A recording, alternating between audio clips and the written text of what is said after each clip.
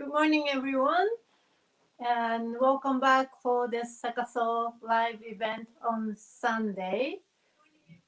I'm just doing something here, and we have a special guest today. Let's see. I think we have to go this way. Yeah, okay, Here now we we can see go. her. Hey, Emma. Hi. Hi. She's from Australia, so she's like four in the morning right now or something, right? Yeah. Yeah, yeah, it's 4 a.m. Nice and Okay, early. no, Still so dark early. outside. Yeah, yeah. Mhm. Yeah, this is Emma Rose Bowring Tawhiti, and she is a registered holistic counselor and life coach. And she's based in Australia, but her practice is online, so anybody in the world could work with her and have that privilege. Mhm. She's a colleague of ours, and we've worked with her before, and she is an expert on today's subject. Yeah, and today's subject is the lost art of listening. Hmm. Listening, yes. Yeah, Mm-hmm. listening is something that has been not paid as much attention to as we think that it should. And or why listen, right? You could talk and get your point across, right? Doesn't everybody want to do that? Doesn't everybody want to be the one who gets to express themselves, gets to tell other people what they know? Um, and there's a certain thing that we're running up against there. It's like, I'm going to refer to it as like this guru archetype. So it's like, you get to be the teacher, you get to be, or the parent, or the person who's online who knows so much about a subject and gets to tell everybody, or the news person, right? It's all this one way thing of talking, right? Mm-hmm. And then they love that spot, the position, because they can feel that they have power. Yeah, People because listen. it's an asymmetrical relationship, right? Mm-hmm.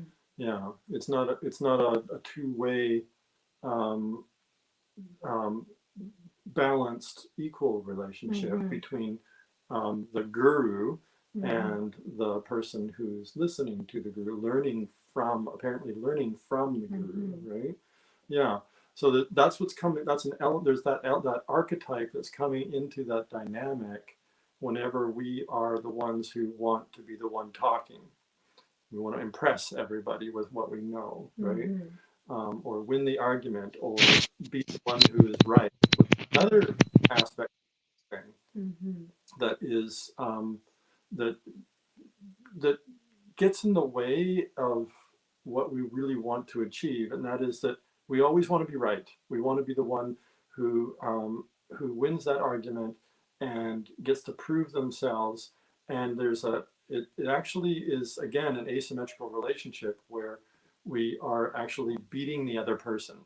We're winning, and we all want to win at the game, right? We always want to win at Monopoly. We want to win in this conversation. We want to get our way and all that. It's there's a lot of that stuff that comes into this, what we're talking about today, the subject we're coming in. And the problem is that right now, today, in the world that we're living in today, is that we have this massive problem that we're all siloed and isolated from each other, and staying, 6 feet apart and all that good stuff. And um, we're not in natural interaction and socializing with people nearly so much. And there's also the issues that have come in that are very heated, that people have different opinions on, different ways of looking at things, and to cross that gulf of distance between us, the physical distance, and of perspective difference. How do you cross it? How do you get across and connect to people when, and because what we're seeing honestly is relationships breaking down, Mm-hmm. right? Friends that you had your whole life, and they get ripped apart because of the current situation that we're seeing. And or family members. You see, I've read this in the news. It's like there's an epidemic, basically, of relationship breakdown that we're seeing in the world right now, and that is something that we can't really sustain. We're humans. We need to connect. We need to feel like we belong, right? We need that connection with the people that we've loved our whole lives, and now we're not be able to connect with them. It hurts, right? So there's an emptiness in our lives but there is a way to fix it, and it's simpler than you think, and that is listening. That's the simple answer. But the question is, there's an art to it. It's not just, we have to get past those things of feeling like we're losing out by listening. There's what we really want is to connect with others. That's what we really do need, is that connection. But how do you get it? You can't do it just by being the one who's talking all the time, by the one who's getting their way, by being right, because that pushes away everybody else, right? It feels like the thing to do. It feels like, oh, I got to do this, but you're actually pushing everybody else away when that happens. Because if like a Dalai Lama, right? When you talk, you're only repeating what you already know. But if you listen, you may learn. I misspelled. You may lean. Supposed to be learn something new, right? So if you listen, you may learn something new. Yeah. So like if you are not listening, you just dump in stuff that you know, and then it's like a trying to be right, and trying to control, trying to win. By doing that, it's just going to be a fight, right? Or if the other person don't want to fight, it's just one side, one way, and it's not the communication. Communication need to be both ways, right? Not just one way, or not like this. It's not the communication, right? Yeah, if you're doing this, that's not communication, right? So talking at each other, fighting, anything like that, that's not real communication. Yeah, so that's why it's important listening. Like we were saying, what's the benefit? Why listening is so important, right?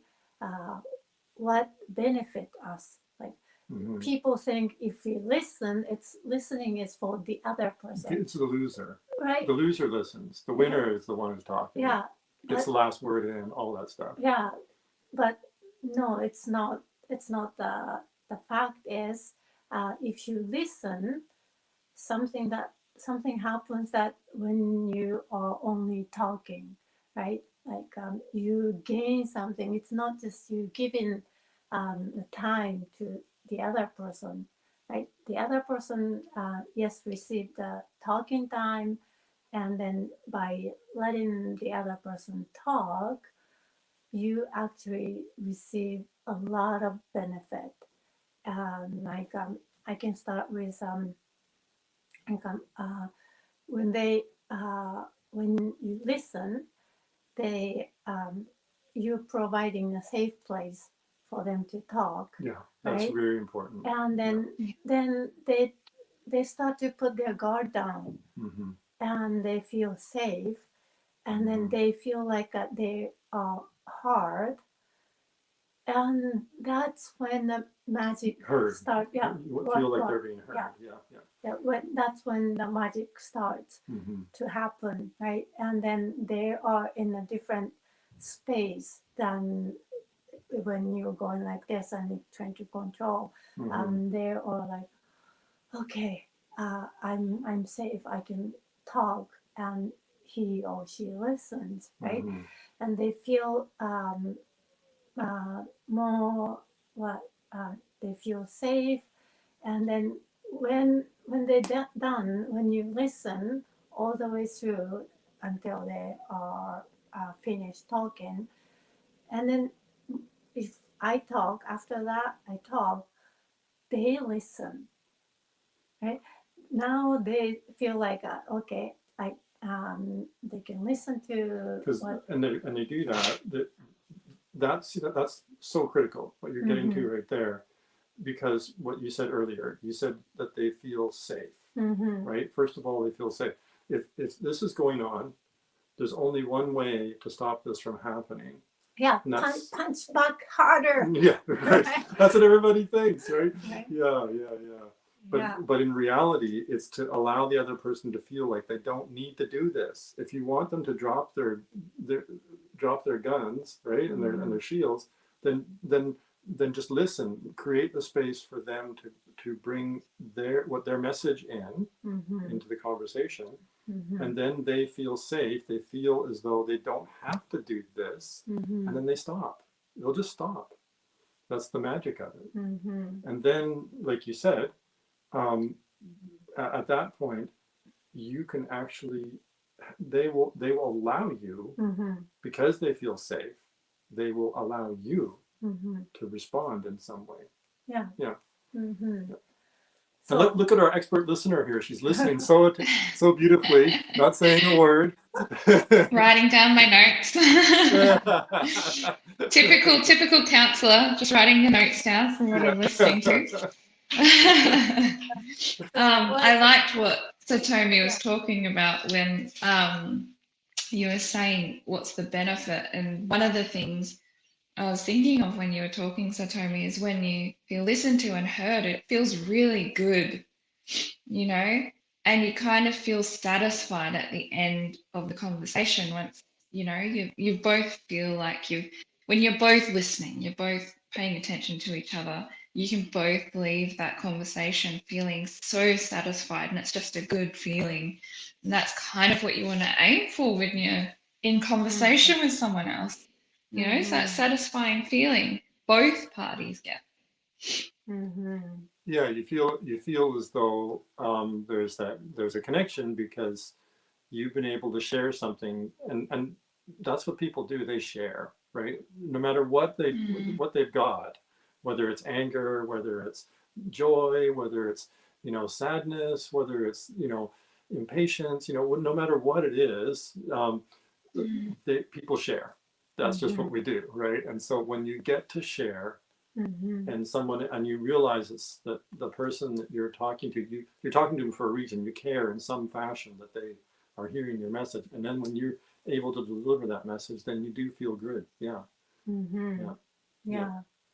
So, but it's so lots of times it's so hard to do this listening thing, right? Because you want to yes, make the point, right? Point across, and then the other person saying, no, you do this, you do that, no, right? And then you forget to listen, and then it just goes this, and the result of this, it's just more this, right? But result of listening, right? Step back, okay, maybe I'll listen this time, right? And then it's really amazing, right? We're not just talking about relationship with partner, right? If you have business, and not just a counselor business like us, right? Just selling something, right? Listening to customers, right? And then understand why they're so frustrated, right? Not instead of just telling them, oh, we don't have this return policy, we don't have refund policy like you were asking, right? Instead of just telling them what our rule is, first, if you listen, right, they just want to express their feeling, why they're so frustrated, right, with this thing. It could be even just something nothing to do with the product to start with, right? They were actually having some conflict in the family, and they're frustrated, right? And then just want to dump something and blaming on this product, right? It could happen, but so that customer, lots of times they just want to let out the feeling, right? And then they just talk, right? And let out the frustration.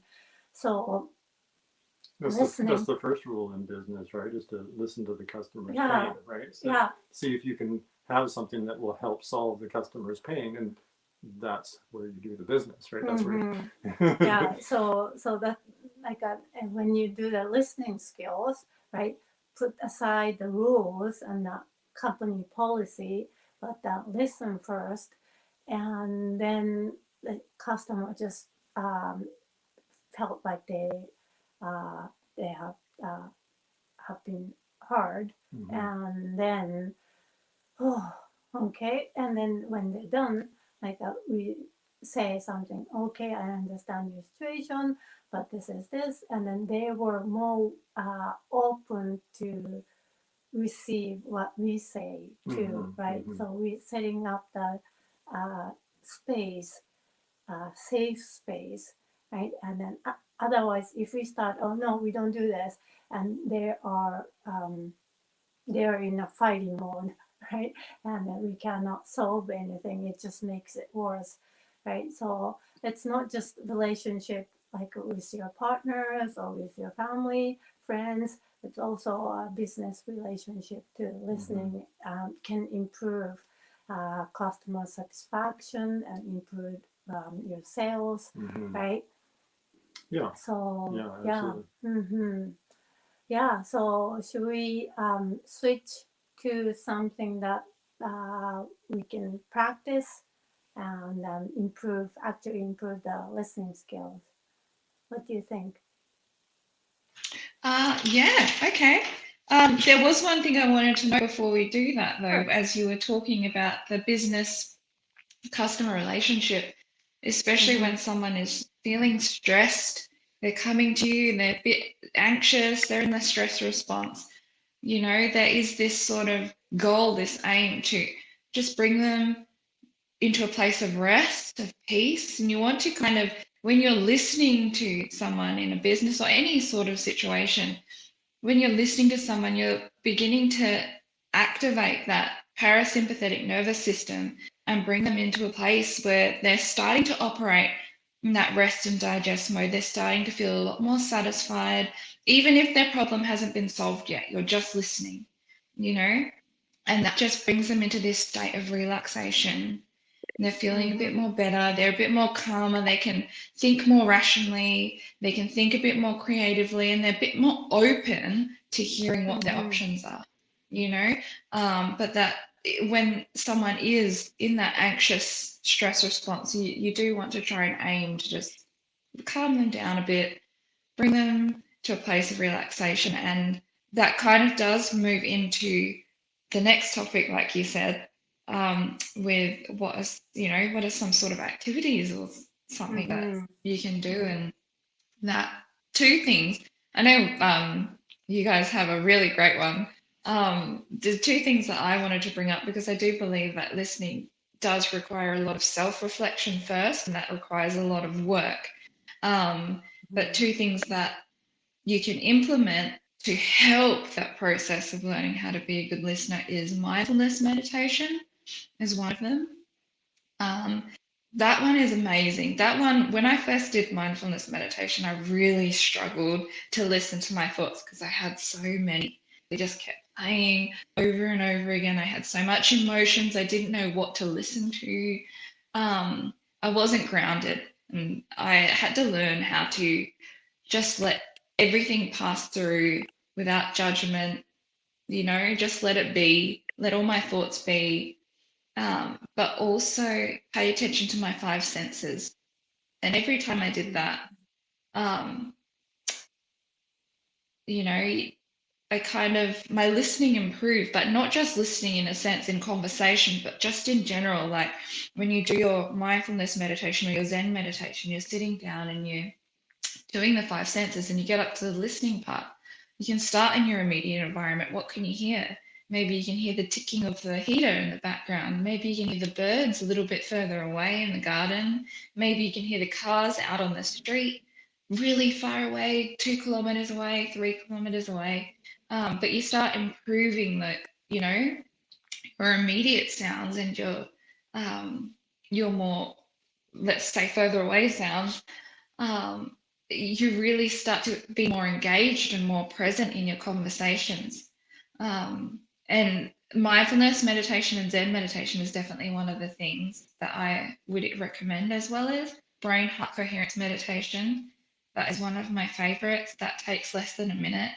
And that is just closing your eyes and breathing into your heart space, and then focusing on something that makes you feel happy. And for me, I tend to focus on how I want to feel.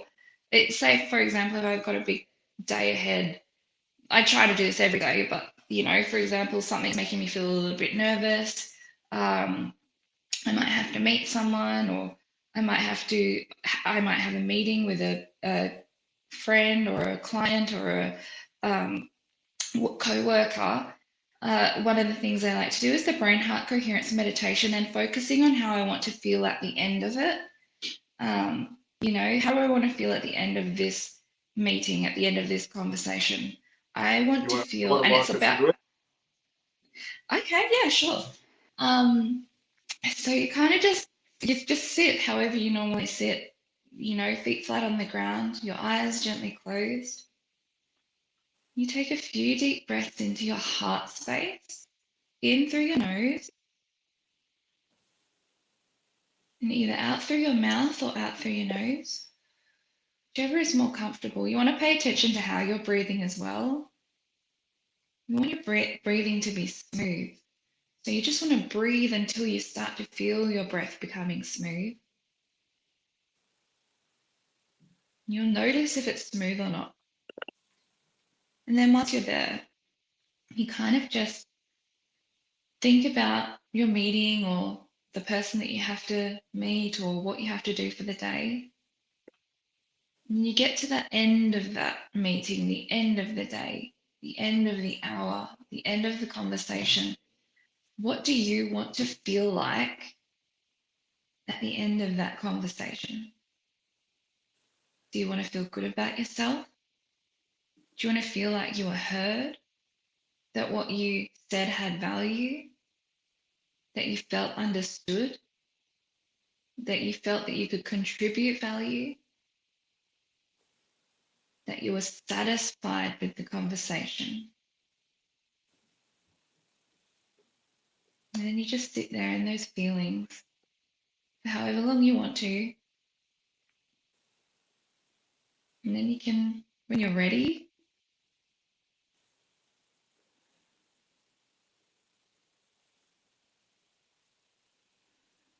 and you feel satisfied, you can open your eyes.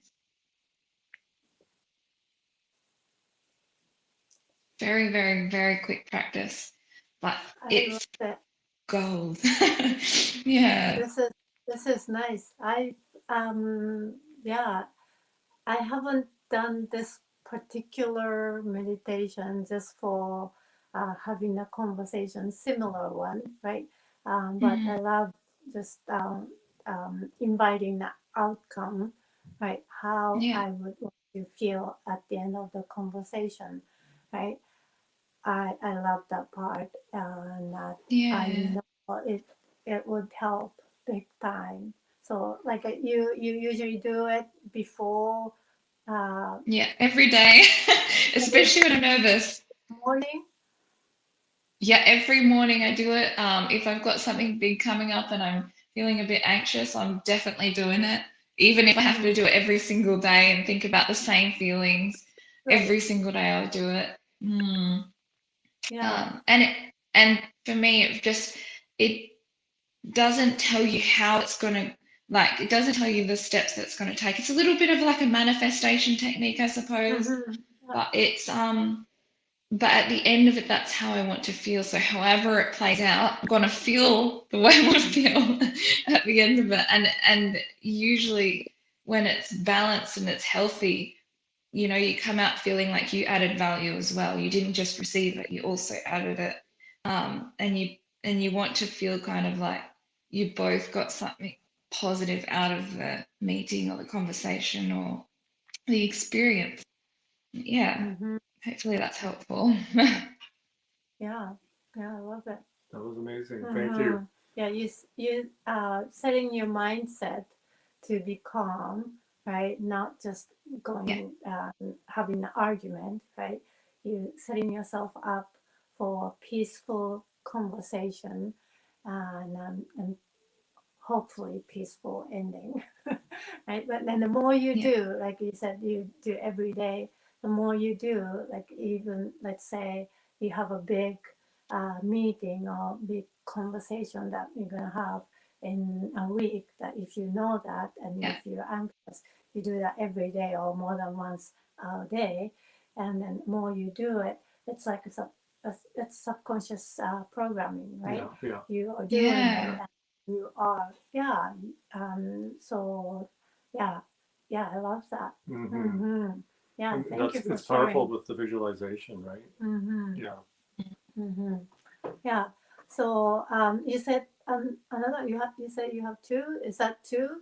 Yeah, Different. that's the two. The first was the mindfulness Yeah. Zen style meditation. And yeah, that's also very effective just to keep you grounded and present as well in your meetings with people. Because that's another thing that I struggled with for a long time, especially when I was anxious or nervous. I would, instead of being engaged with someone who's sitting with me or being present with the person, I'd be so anxious that I'd be looking around and I'd be distracted and I'd be pointing out things that don't matter, you know, because I wasn't present. I wasn't able to engage. I was too focused on my anxiety and my stress and, you know, being involved in the conversation because that comes with insecurities, that comes with lack of confidence, that comes with lack of self-esteem. But it means that and that again takes self-reflection. That's why I think listening, to be a good listener, it takes a lot of self-reflection and a lot of self-work.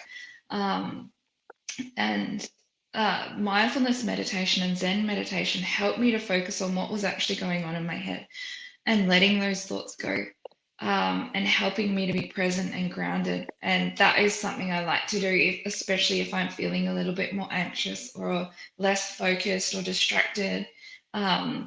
Not grounded, I'll do that meditation. I do try to do that before I do a brain coherence meditation as well, because that just allows me to stay grounded before I can cultivate those feelings of, satisfaction and feeling good.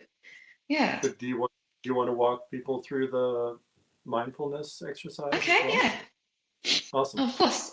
So this one is your five senses. So again, get into a comfortable position. Try to keep your feet flat on the ground if you're in a chair. But if you're sitting down, cross your legs or lie flat with your legs straight. And you want to take a few deep breaths, and this just prepares your body to be able to get into that state of relaxation. That's why we always breathe first. Breathe into your heart space or into your belly, and then out through your nose or through your mouth. Again, paying attention to your breath.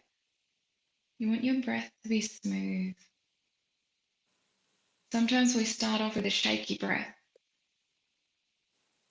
or a jagged breath. Just pay attention to how it is until it becomes smooth.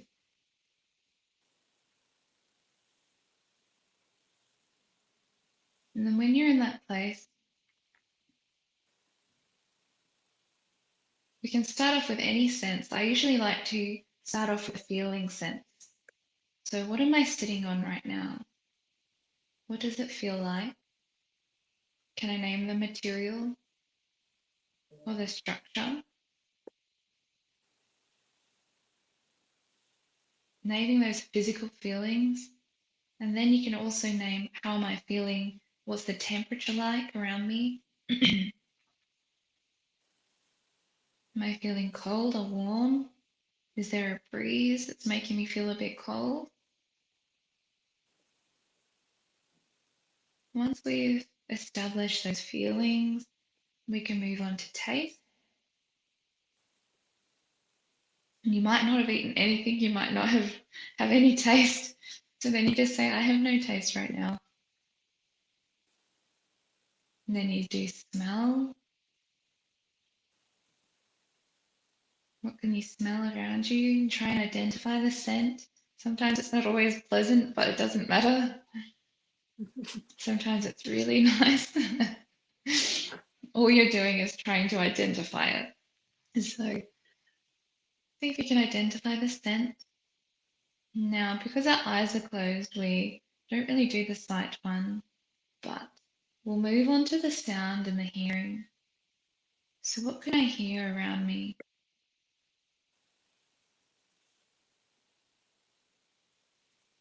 You can hear the sound of my voice.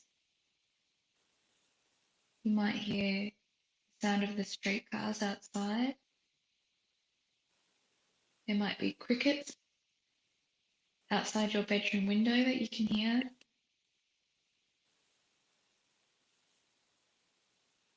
Your heater might be ticking, or your fan if you've got a fan on.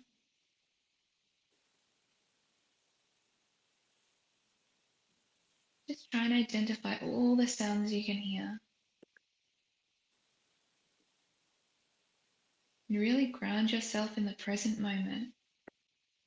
What's happening right now?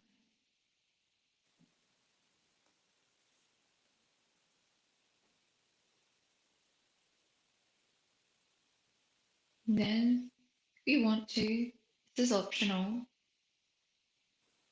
you can allow any thoughts you have in your head to come up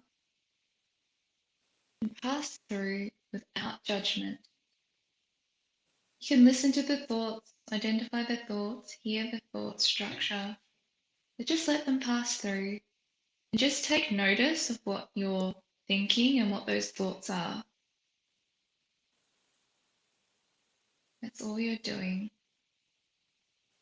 We're not judging them. We're not here to put them on trial.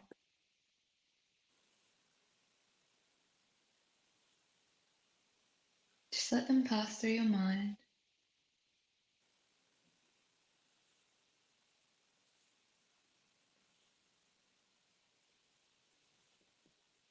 And then any feelings you might have in this moment, emotional feelings, rather than physical, try and identify what you're feeling in this moment. Again, without judgment.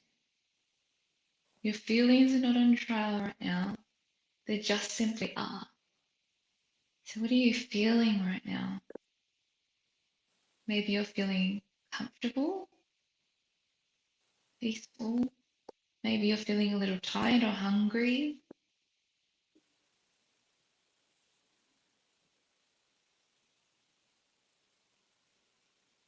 And when you identify those feelings, and you feel grounded and you feel present, take a few more deep breaths in and out, paying attention to whether your breath is smooth or not. It should be smooth at this point. And what I like to do is I just like to thank myself after practicing this. I like to give myself either a little hug or just an acknowledgement. So I'll just say thank you, Emma. So if you like to do that, I invite you to say thank you to yourself either in your head or out loud. Thank you for committing to this practice today. Because really you're in conversation with yourself right now. You're dedicated to yourself right now. And then when you're ready, you can gently open your eyes.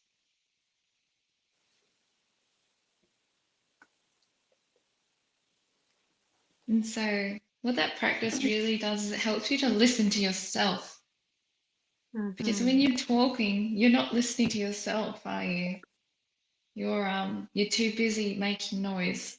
You're too busy, trying to get, like what Paul said in the beginning, get your point across. But when you practice something like this, it helps you engage with how you actually sound, because those thoughts that are running through your head, that's how you talk, that's how you think every day. That's what you're saying. that's the conversations you're having. And so Mhm. this sort of practice helps you to engage with your own body, have that mind-body connection, engage with your own thoughts and feelings, knowing how you are talking to yourself and how you present to yourself coming across to others as well when you're engaging in other conversation. And so having that relationship with yourself and that connection with yourself allows you to be more grounded in your conversations. And again, that's why I think it takes a little bit of work to listen and practice listening, because I think that it takes work to really appreciate, understand, and accept the type of conversations that we have with ourselves first, and then learning how to be more present in our communication with others. Yeah. So true. Yeah, this is powerful. It's this mindfulness. You can use it for all kinds of other stuff, not just for listening. When you're feeling anxious about anything, you can use this exercise, and then of course we can apply this to listening to your voice, like you said. It's very important. And then after this meditation, you talk to someone, you're in way better space, right? And you being in a better space, of course, will create a better result, outcome, right? So yeah, like we're all talking so peacefully right now after the meditation. I'm more mellow. Yes, Compared done to the its first job. 1 minute of this call, and then right now it's like we all. Oh, I'm glad. It's good. Yeah, thank you. So, and then we want to cover a little basic of like active listening, right? And we probably lots of people heard about active listening, but is that okay to switch to active listening just a little bit? Yeah. We didn't define listening, but we can. Yeah, we'll maybe cover with this, right? Listening, and then we can get idea. We'll get back to it. Okay, cool. So listening, right? We think. I'll give you this one first. A question: are you a good listener? Right? If I ask everybody, I would probably get lots of yes answers. Yeah, right? Lots of people think that they're good listeners, right? And I don't disagree, but I want to challenge. Right? And I thought I was a good listener until some exercise I did. Oh my God, I wasn't listening, right? And we're gonna show this exercise in a bit, but so even if you think you're a good listener, I want you to challenge yourself. Maybe you can be a better listener, right? And then listening will give you a better relationship, right? Relationship is everything, right?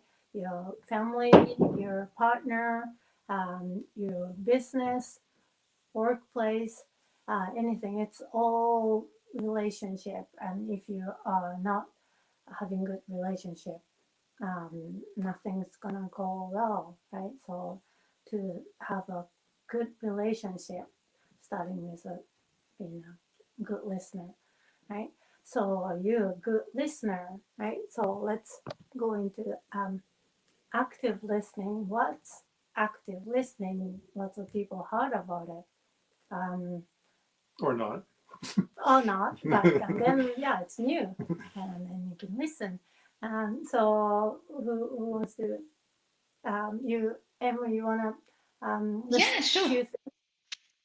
Yeah. I did a big unit on this one for my counseling, because that is pretty much how we do our counseling sessions, is active listening. And that is when you as the listener provide feedback on what you hear.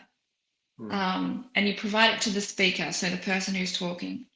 And so there's 3 ways that you can do this. You can either repeat word for word what they said. So they'll be talking to you and you're listening and you're trying to understand them, or you're trying to relate to what they're saying. And one way is repeating word for word what they said. Another way is paraphrasing it. So using similar words. What example can I give? Paraphrasing. Paraphrasing is very simple. If you're a student, you would know what paraphrasing is, because you have to do that when you're trying to quote something. Well, I can give, I'll be the client. So I was so angry because Paul didn't do dishes when I asked him to do, and I came home and the dishes wasn't done, and he's like, "Oh, I just forgot," and I was. I didn't forget. You never asked me. No, you weren't in this conversation. Yeah. Just me. Yeah. No, this is a group counseling session. Yeah. So I was so upset. Right? If I say that, you can paraphrase. Yeah. So paraphrase. Gosh, I would paraphrase it using similar words of that one. To be honest, as a counselor, I'd probably change it and do the reflection part, which is use my own words, and I'd say, because there is a third part to active listening, which is reflection. You use your own words, similar to paraphrasing and repeating. So what I would have heard was, in that, even though you didn't say it, I would have heard you felt tired, you'd been working all day and you needed a bit of help. So naturally you felt angry when Paul didn't assist you with doing his own dishes or something like that. And so I would use my own words to paraphrase it. And then you would say back to me whether that was right or not. Right. And then that is active listening. Yeah. So when you paraphrase or reflect, and then you telling me what you've heard, that the client or whoever, that one who was speaking, feels like yes, she understand, right? Yes. And yeah. That is the important part, right? I'm understood, right? She's got it. She gets it, right? And that's the power of paraphrasing, right? You're just saying what I said, right? And you're not putting any opinions or anything. You're not agreeing or disagreeing. You're not doing anything. You rephrased what I said, and then I'm like, oh my God, she gets it. So that's what it is. Yeah, and that's the power of listening, right? And active listening. And it's like if you you start to do that, and I do feel every time when you are paraphrasing, okay, he gets it, or at least he's trying to get it. Right? That sometimes happens. They're trying. He's not being a counselor, so he's being my husband. So it's a little bit different dynamic, right? But that's active listening, and it is so powerful. If nobody, if the audience haven't had this experience, do that, and then you will provide in the other person who's talking to you a safe place, and they feel that they're understood. It is so powerful. And the other ones, like a non-verbal communication, you can do active listening. That's very important. Non-verbal, that is like eye contact, and don't have this, and oh no, not the phone. No way. That's one of the big no-nos, I think, is technology out in front of you while you're having a conversation. It's always that's one thing that I need to like I do get upset when it happens. Not verbally, you can do paraphrase and those things, and non-verbal, you can make eye contact, you're facing them, right? Facing, and just show that you're listening, right? Mhm. Those are the Mm. active listening, yeah. Mhm. And Yeah. then I can share one quick example.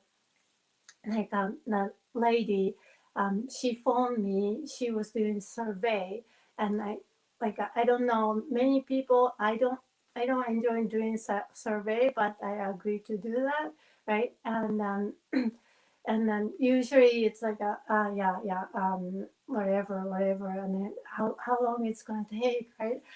I This want was to an finish it. epic survey. It's a long, this was a long one, but Yeah. anyway, I had maybe couple of them already, and she is the third one or something. This is like you have to do it for few months, right?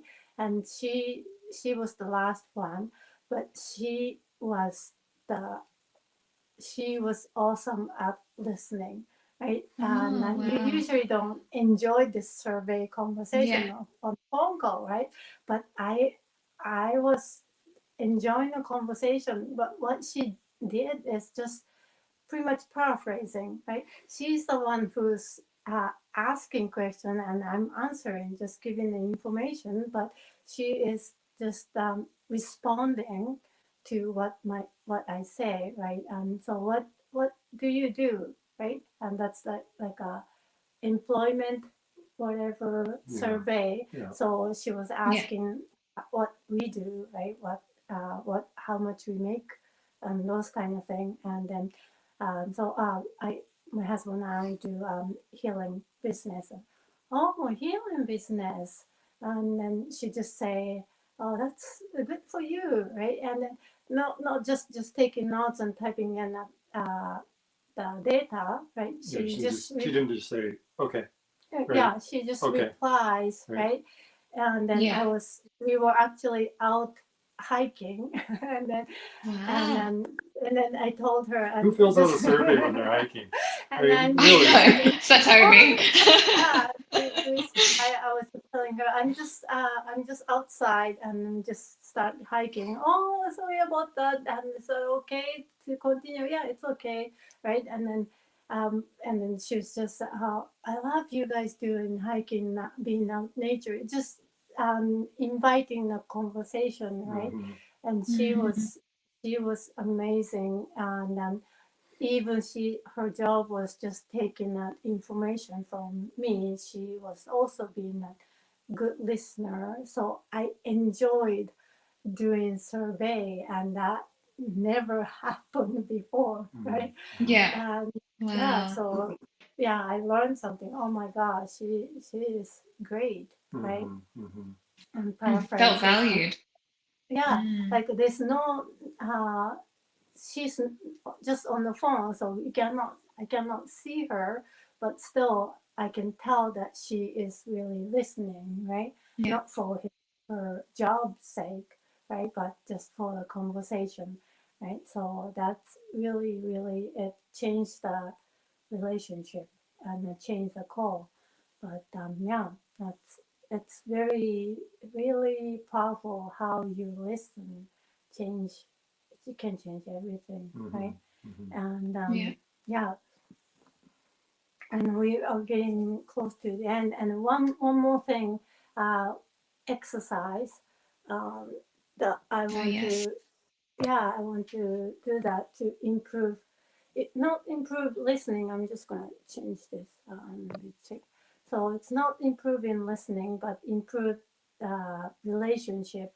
Like listening to understand. You want to listen to understand, not to control, not to make uh, point across, right? Not to be right, right? Important is listening to understand. But one one exercise I was introduced, and I did this one, right? It's I just searched up, and it's called Indian talking stick.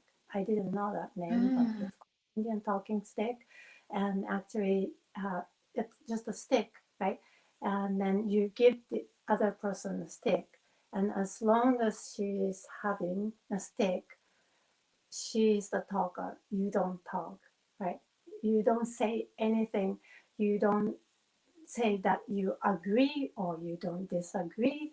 You can just say, mm-hmm, right, mm-hmm, right? You can nod and you can say, mm-hmm, kind of thing. And of course, doing active, non-verbal active listening, looking into the eyes, right? But you're not allowed to say anything. And until that person is done, right? That could be like a 5, 10, 15 minutes. That could be an hour. That situation I did with Paul, it was like I have 9 hours that I listened. Yeah. He can go forever, but Yeah. he was so mad, and then it doesn't matter what I do. Like I say something, he gets mad. I didn't say anything, he gets mad, right? I was stuck in a corner, and then okay, I'm gonna use that Indian talking stick. I'm not gonna say anything. You didn't have a stick in that situation, but yeah, if I had, I would be like Beating. a stick, right? but you did the Yeah. exercise. I did the exercise. Yeah. And he just went on and on and on, and so many times I wanted to say like, no, I didn't do that, right? No, Yeah. you think I did? No, I didn't do that. Oh, no, I didn't say that, right? It's I the wanted mental to say talk as well. so Mm. much, but I didn't say, no, it's not my time to talk. I'm just listening, right? I was fighting inside. You don't have to you don't have to agree what they say, right? I wasn't Yeah. agreeing what you said, but I didn't say anything. I just patiently waiting till he was done for, I don't know, really 2 hours or something, 3 hours. I don't know. He went on and on and on. And then guess what? 20 minutes. He cannot finish talking in 20 minutes. Oh gosh. That's why. But, Lies. but at the end, magic really happened. It was, Yeah. I was like, what's just happening right now? I couldn't believe what was happening. Yeah, because I don't know if it was clear in that. I mean, that was a fight. We were having a fight. I was really heated at Yeah. the start. Yeah. But Mad. as you were listening, Mhm. you did all you did was listen. I calmed down more Yeah. and more, right? He I was settled right down after a little while because I could tell a you were little actually while, listening. like an hour and a half. It took long time, but it shifted, and he started to calm down. And then once he started to calm down, he can reflect inside, right? Yeah. And at the end, he started to see that the situation from my point of view, right? And I don't remember what he said, but clearly that he wasn't just looking at the situation from his point, but he he was able to open up and be open, and then looking at the situation from my point of view, and he understood, right? And my situation, yeah, and he got it. Yeah. And guess what? He Miracles. apologized. That Amazing. was That's crazy. amazing. I didn't say anything. I didn't try to make a point across, right? Nothing, no words. Yeah. And then he came to the point that okay, stuff that he was saying that was rude, and I don't remember what the situation Yeah, because was. I realized that there was, after saying my part, there's probably another way to look at this. So I tried it, and I could see it from your point of view, and I realized I did have something to apologize for. So Mm-hmm. that's the way it went. Yeah, so Yeah. so that's like a Indian talking stick. Just listen, like a active listening, paraphrase, right? in this case, no paraphrasing, not even that, right? Just nonverbal, just looking at the person and listen, right? It can be hard at the beginning, but it really works. And you can do exercise with a friend or someone. Just time yourself and 8 minutes and take turn. That 8 minutes, only one person is talking something that they want to share, right? And the other person just listen. And then 8 minutes is done, you switch, and the other person is talking, and another one's just listening, and see how you feel. You will feel amazing, right? And it's crazy. And then you use You'll this feel amazing as the listener. as the listener. As As the a listener, listener, that's and the then- key point here. Yeah, as a listener, and Yeah. of course as a talker too, because you feel amazing as a listener, because you are providing amazing experience to the talker.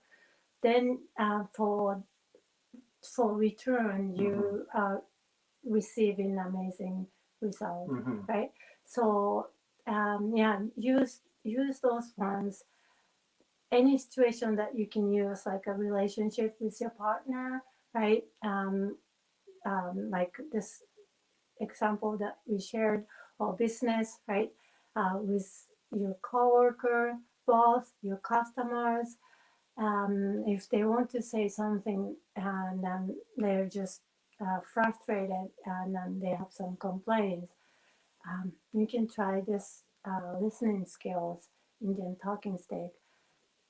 You'll be surprised how that outcome. And there's a video on our We have a channel where you tell that whole story in full, power and it's listening. worth checking that out. It's actually in that description. That was And, real event for us. So really, like, listening is amazing too, that we all have, like, everybody probably heard of it, why we have 1 mouth and 2 ears, right? So Yeah. there's a reason, and it's really, really powerful. And if you want to create a good relationship, success in your life, you can start from listening, really. In fact, I would say that's actually the key to creating deeper, more meaningful relationships. The number one thing is to start with listening, right? Being a better listener. I mean, Emma, you were mentioning anxiety. I've had tremendous problems with anxiety, so I can completely understand where you're coming from, that you can't be there listening and paying attention to that person because there's this voice inside of you that's constantly screaming, but what about this? What about that? Do they even like me? Whatever, right? That you want to learn how to calm that down, so then you're able to create space for yourself and then for someone else, right? But then also on the other hand, there's people who are doing this, right? And it's the same deal. You want to create space for that other person so that then they just don't need that fist anymore. They don't need to fight, right? So it's like, and it's so important right now, because right now you see the line in between my hands, right? This is where we are with people, right? There's so much of this going on. There's a gap between people. There's that line right there. But if we're able to create that space for each other, right, there isn't that line anymore, right? And that's what we need. Can I just throw something in there as you were saying that, just popped into my head. It's also, I think, really important for us to accept that we probably aren't going to have good conversations with everyone. And that's something just to accept, and that you don't have to have a great conversation with everyone. That's true. That's there will be some people that communication might be too challenging, and so that's just how it is sometimes, and it's okay. It's okay. You don't have to. There's someone close in my life, and it doesn't matter how much space I give that person. they will always just keep taking it, just keep taking it, and those relationships, they can only go so far, right? I don't need to end that relationship in this particular case. In some cases, it'd be better for some people to do so. It all depends on other factors that come into it. But some people are just not ready for that kind, to take turns that, they're not ready for that kindergarten thing, just like, what you learn in today's sharing, they're just not into it. So that's okay. So yeah, then you learn to have a healthy boundary, right? Those kind of thing. It's a little bit different, but so true that you cannot really have perfect relationship with everybody, right? So that's not what we're talking about. But what is really important is that you don't that we should not come to that conclusion until we give that person the opportunity. We have to first put our own fist down, right? And give them some space to talk, and let them run out of steam, right? And once they do, you might, there's an opportunity for a stronger relationship, deeper and more meaningful relationship with that person. If they don't, if they just keep coming at you, but then time to go with plan B. So So listening, it's challenging for even for all of us here. Like we know those things, but still we're not perfect at listening, right? We're always learning, and we always want to improve. Right. So I'm still learning. Sometimes we're sometimes okay at it. That's an alright answer. So you do once and you do great. That's good. And let's do another one, right? One by one. So maybe we can kind of wrap it up here, and but before people go, if they want to contact Emma, her email address is, do you want to type this maybe? Yeah, I can try. Let's try typing this. So it'll show up on screen here. EMMA, Emma Rose, ROSE.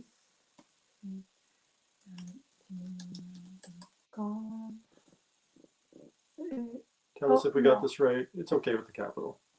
No, no, I'm not getting it. Oh, okay.